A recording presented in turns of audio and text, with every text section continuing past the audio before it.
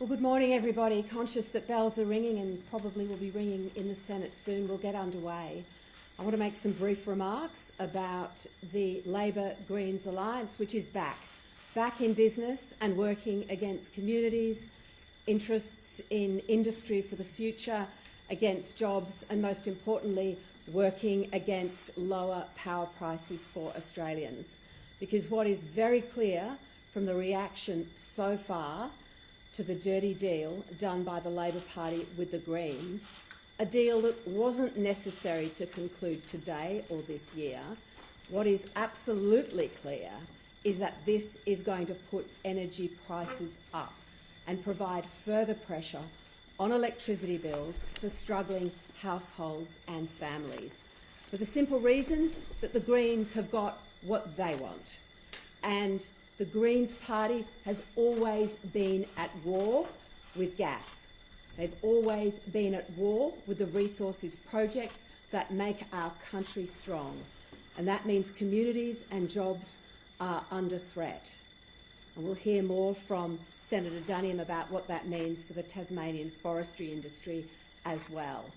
But this is bad news for Australians because, remember, this was the year that Labor said they were delivering for Australians. This was the year of delivery.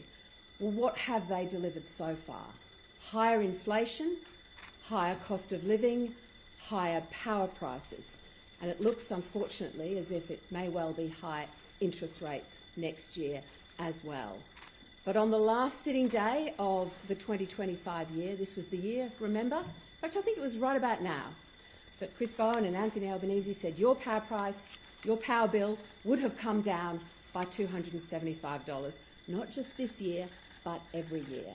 Well, clearly, with the pressure we're seeing families under this Christmas, because we don't have a government that understands what it takes to make energy affordable in this country and bring electricity prices down.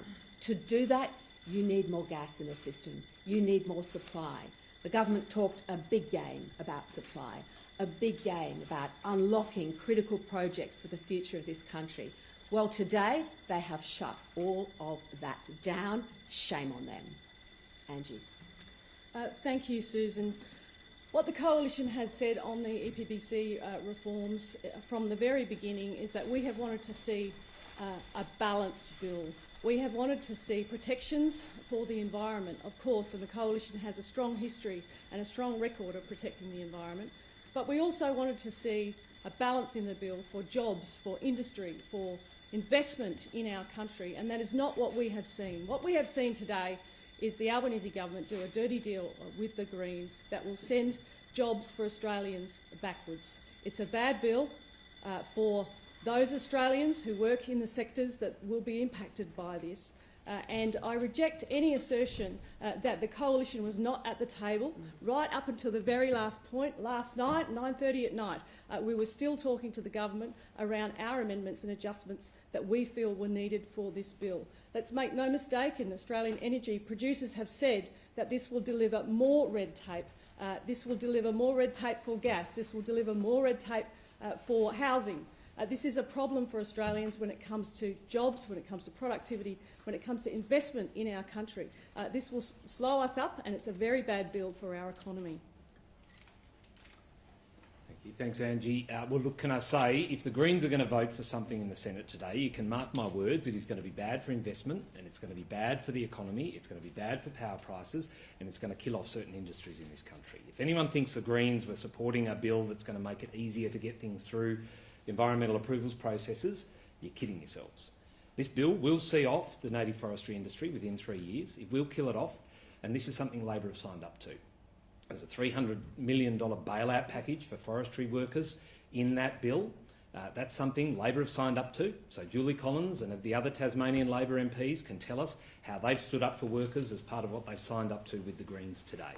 Now, 700 pages of legislation or more, 700 pages of explanatory memorandum that we were supposed to be able to get through. There was a Senate inquiry on foot to report on the 24th of March next year. The Greens themselves said last Friday, this is a stinking bill and it needs full scrutiny. But today, of course, they've done a deal in the darkness of night, and we've got 2.5 hours of debate on these laws today. 2.5 hours to ask questions, to give speeches, to interrogate those 1,500 pages of documentation. There are many, many bad things hidden in this legislation that we tried to amend out, and as Angie has said, we were in good faith negotiations with the government up until last night, and indeed the first we heard about the fact that they were going to do a deal with the Greens was at the press conference. They never came back to us. So we were seriously trying to get the best deal for the country out of this legislation. The government had other plans, and I would assert that they always intended to do a deal with the Greens because it would suit them, and sadly the people that are going to pay the price, not just the forestry workers of Tasmania and New South Wales and other parts of the country, but people who will now pay higher power bills, won't be able to get into a house because we won't be able to build them. Susie.